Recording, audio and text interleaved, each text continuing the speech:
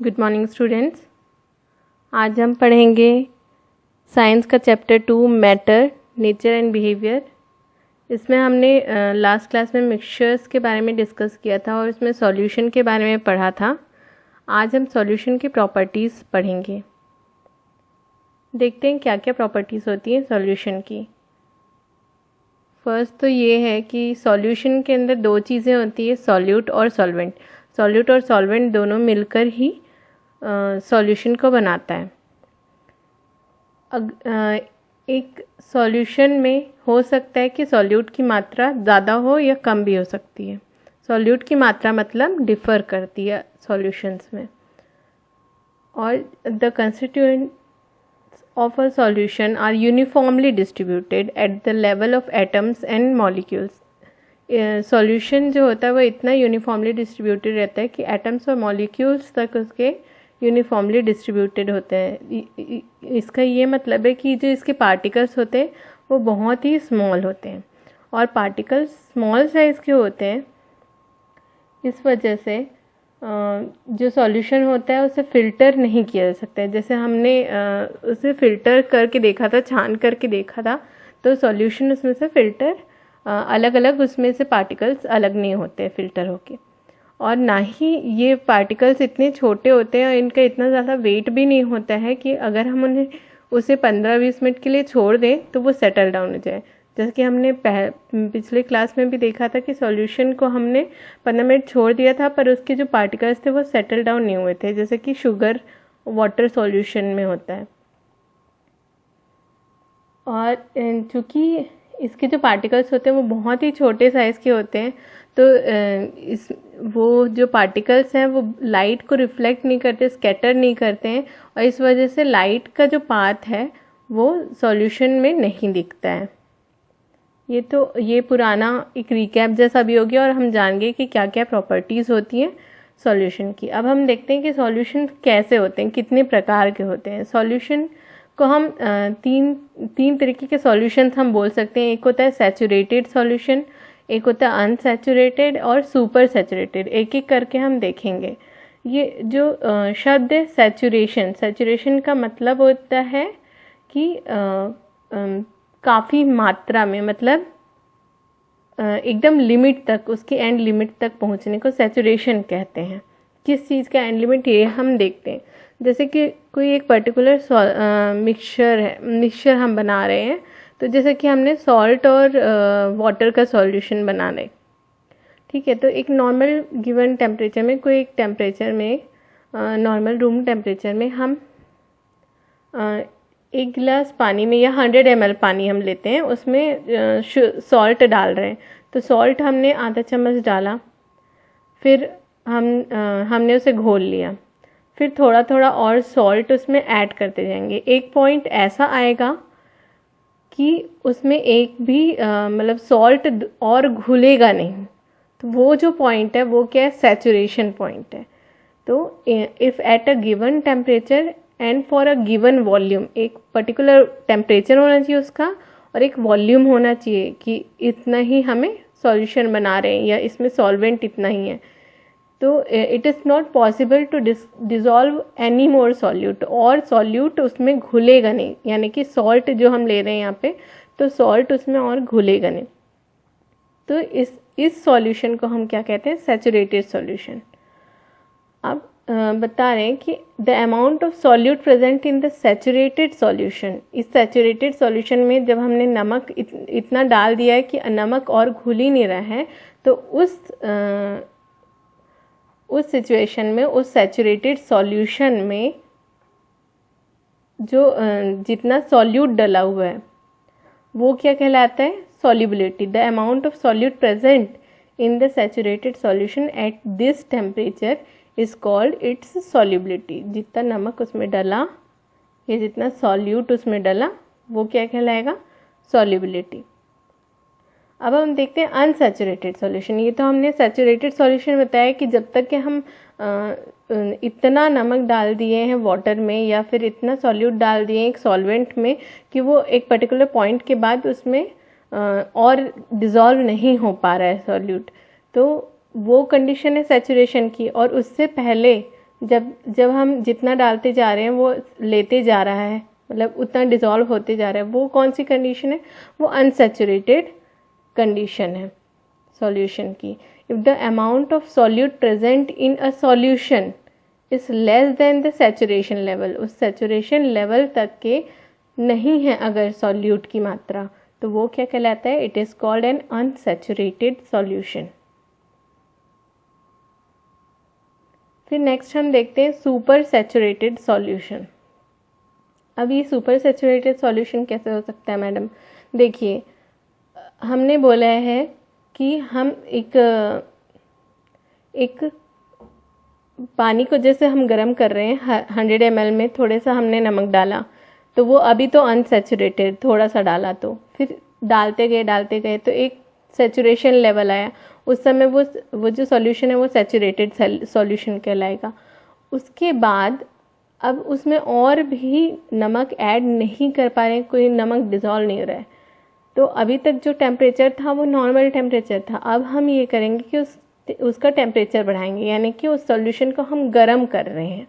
ठीक है, जैसे हम गर्म करेंगे तो उसमें और ज़्यादा मात्रा में सॉल्यूट डालने से, या हम यहाँ पे एग्जांपल ले रहे थे सॉल्ट का, तो और ज़्यादा मात्रा में जब हम पानी उस सॉल्यूशन को और गर्म करेंगे तो ज़्यादा मात्रा में उसमें नमक घुलते जाएगा, तो वो ज़्यादा मात्रा में जो नमक घुल रहा है वो क्या है? सुपर सैचुरेटेड सॉल्यूशन है।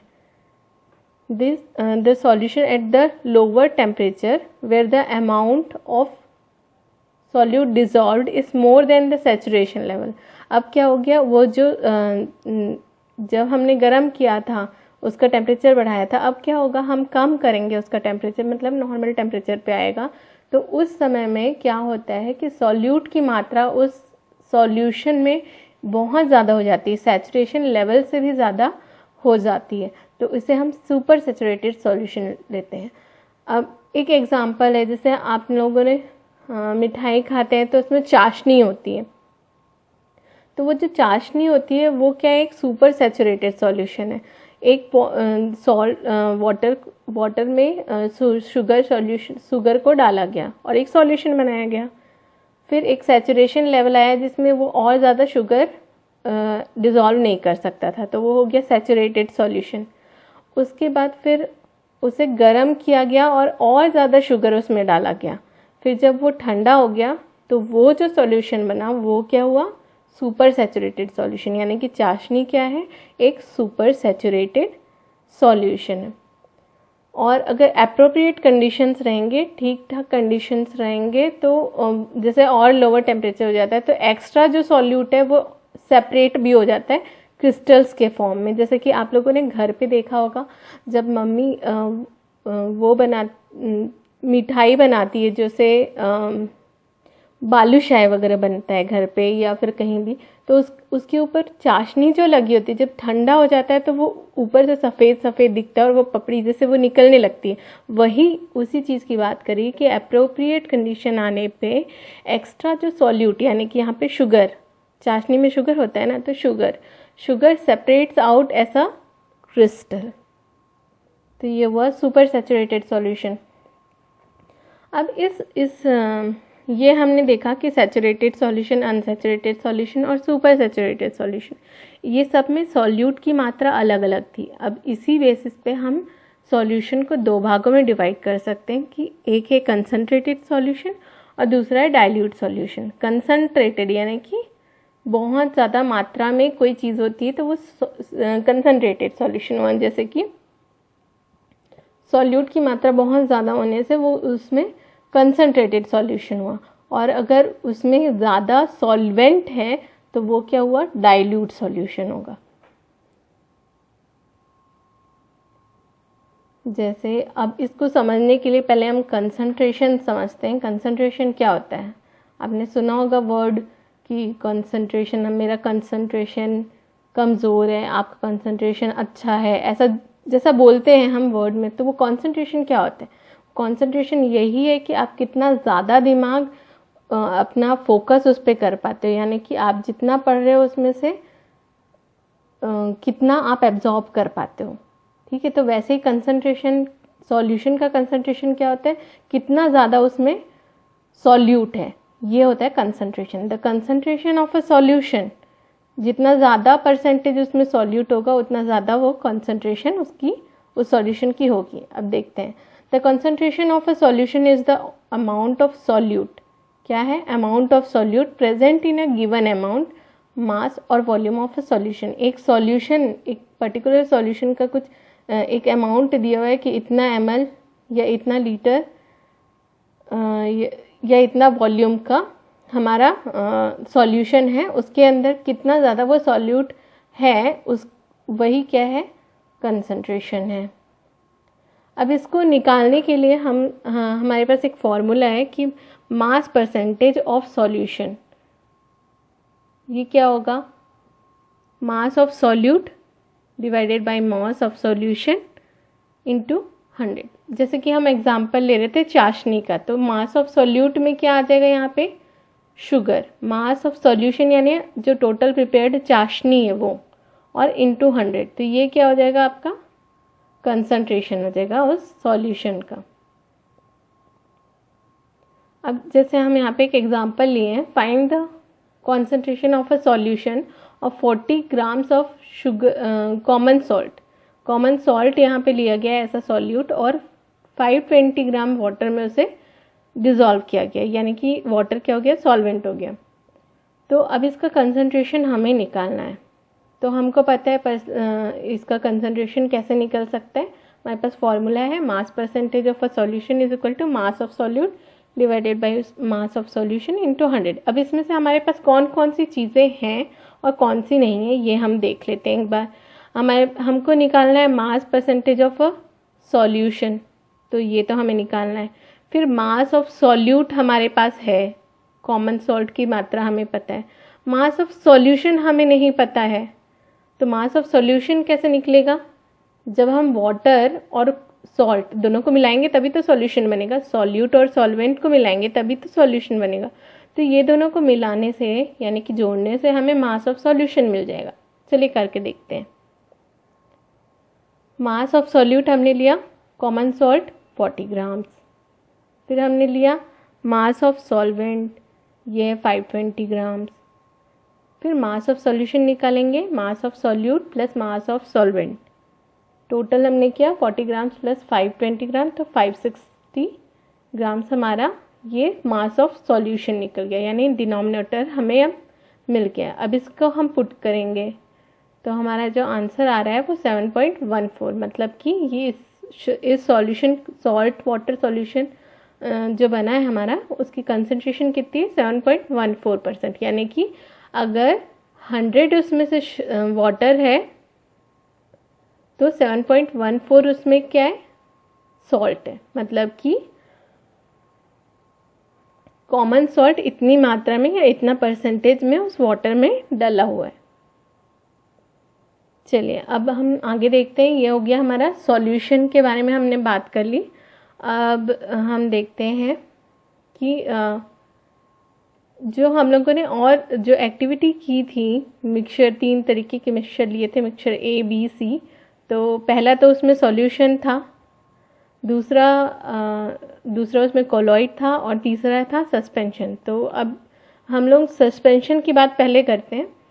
तो इसमें जैसे हमने मिक्सचर C लिया था, उसमें हमने लिया था चॉक का पाउडर और वाटर, इसका हमने सॉल्यूशन बनाया था, मतलब मिक्सचर बनाया था। तो इसमें क्या प्रॉपर्टीज़ हमने देखी थी, क्या चीज़ें हमने देखी थी कि पार्टिकल्स जो थे उसको हम फिल्टर कर सकते थे, क्योंकि पार्टिकल्स उसके बहुत बड़े थे, तो पार्टिकल को हम फिल्टर कर सकते थे फिल्टर पेपर से। और उसके जो जब हम उसको 15 मिनट के लिए छोड़ दिए थे तो उसका जो चॉक था वो नीचे सेटल हो गया था और वाटर जो था वो ऊपर रह गया था।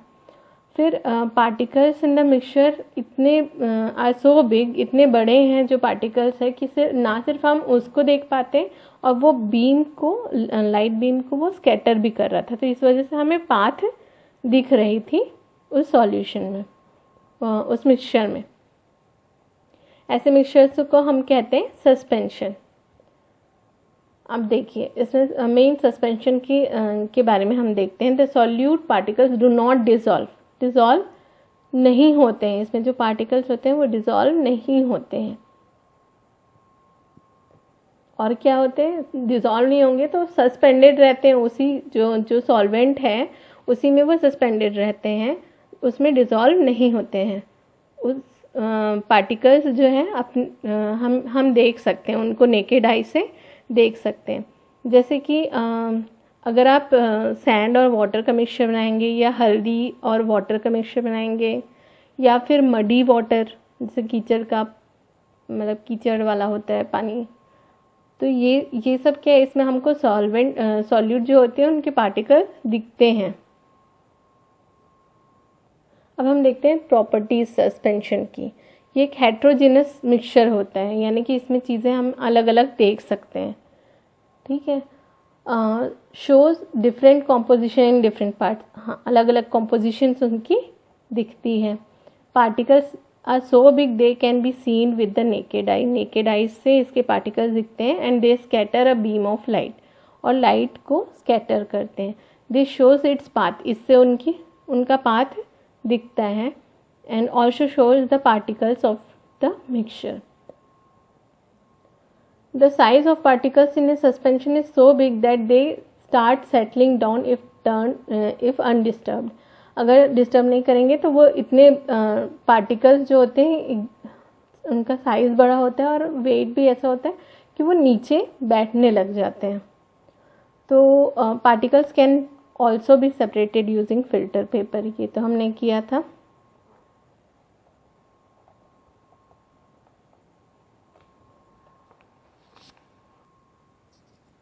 अब हम देखते हैं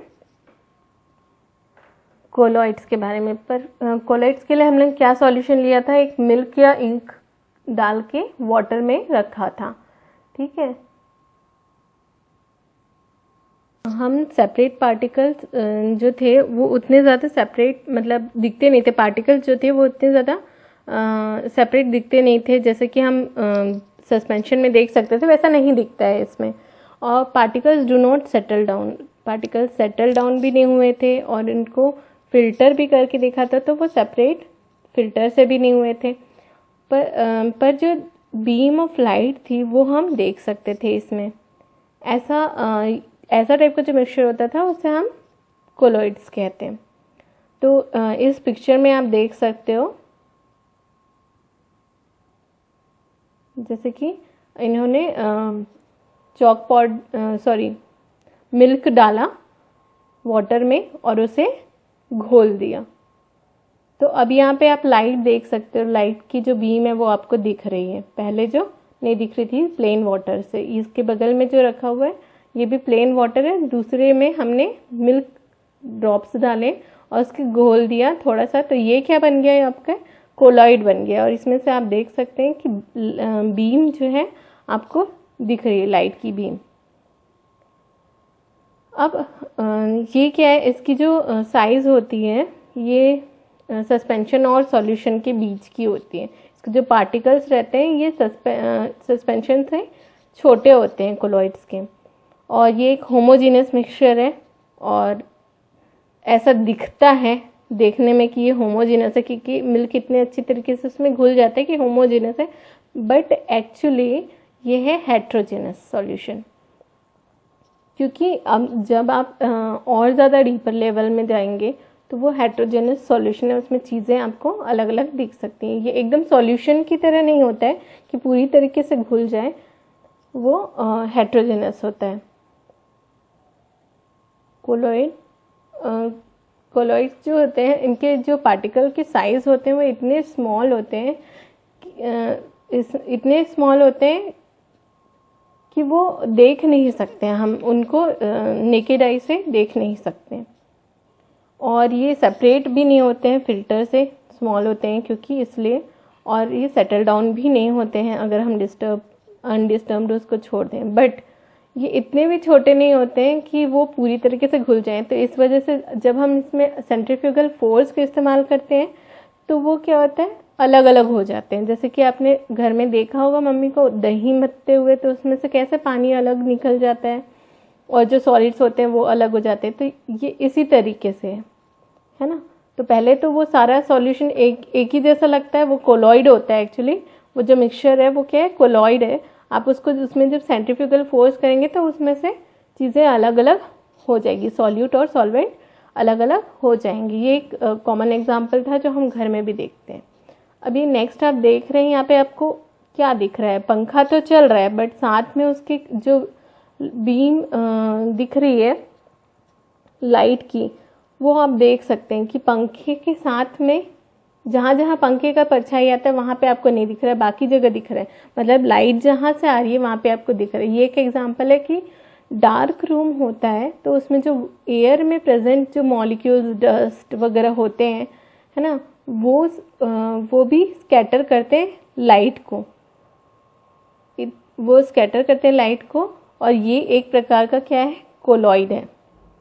हमको डस्ट इतने स्मॉल पार्टिकल्स होते हैं कि वो दिखते नहीं हैं बट वो होते हैं। ये क्या है, हेट्रोजेनस सॉल्यूशन होता है जो एयर और डस्ट का होता है। तो ये क्या हुआ, ये कोलॉइड का आप एग्जांपल देख सकते हो। The particles of a colloid easily scatter a light beam to show the path of light rays. जैसे आप इसमें देख सकते हैं कि लाइट रेस में से आपको उसको पाथ दिख रहा है लाइट का। ऐसे लाइट का पाथ तो आपको दिखेगा नहीं जब तक कि उसमें कुछ बीच में मीडियम ना हो। वो स्कैटर कर रहे हैं, जो डस्ट स्कैटर कर रहे हैं, इस वजह से आपको लाइट का पाथ दिख रहा है। और इस इफेक्ट को हम कहते हैं टिंडल इफेक्ट। टिंडल इफेक्ट इसलिए बोलते हैं क्योंकि इसे डिस्कवर किया था एक साइंटिस्ट ने, जॉन टिंडल ने। और this effect is due to the scattering of light by dust and smoke particles. Dust और स्मोक पार्टिकल्स जो हवा में प्रेजेंट होते हैं, एयर में, उसमें क्या होता है, लाइट स्कैटर होती है और इस वजह से हमें वो इफेक्ट दिखता है, टिंडल इफेक्ट दिखता है। जैसे आप यहाँ पे फॉरेस्ट का पिक्चर देख सकते हैं। फॉरेस्ट की पिक्चर में आपको जो सन की रेस आती दिख रही हैं। ऐसे तो हमें कहीं भी रेस दिखेंगी नहीं, बट यहाँ पे धूल या स्मोक पार्टिकल या फॉग कुछ ज़्यादा होगा, इस वजह से हमें ये दिख रहा है। तो ये क्या हुआ, कोलॉइड टिंडल इफेक्ट हुआ ये, है ना। तो यहाँ ऐसे ही यहाँ पे आप देख सकते हैं सूरज की किरण जो बादलों से छट के आ रही है। The solvent particles exert an unbalanced force on the solute particles.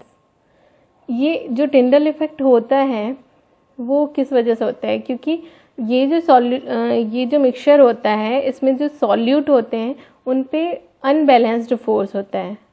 तो एक ही डायरेक्शन में ये नहीं बहते हैं, ये एक ही डायरेक्शन में नहीं बहते हैं, ये अलग अलग डायरेक्शन में बहते हैं। This causes the solute particles in the colloid to move in a zigzag manner. जैसे कि आप यहाँ पे देख सकते हैं कि ये जैसे ये एक हमने एक पार्टिकल लिया तो वो एक कोलॉइड में कैसे मूव करता है, ये आपको डायरेक्शन दिखा रहे हैं। सीधे ये मूव नहीं कर रहा है, इधर उधर टकरा के, मतलब एक दूसरे से टकरा के इसकी जो अनबैलेंस फोर्स की वजह से इसकी मोशन एकदम जिगजैग मैनर में हो गई है। तो ये जो इवेंट है इसे किसने स्टडी किया था, रॉबर्ट ब्राउन ने। और इसी वजह से इसको ब्राउनियन मोशन भी कहते हैं। The zigzag motion of particles in a colloidal solution is called Brownian motion. आप यहाँ पे देख सकते हो, यहाँ पे एक हम पार्टिकल ले रहे हैं और उसको ट्रैक कर रहे हैं, तो वो किस तरीके से जिगजैग होते हुए जा रहा है। Thank you.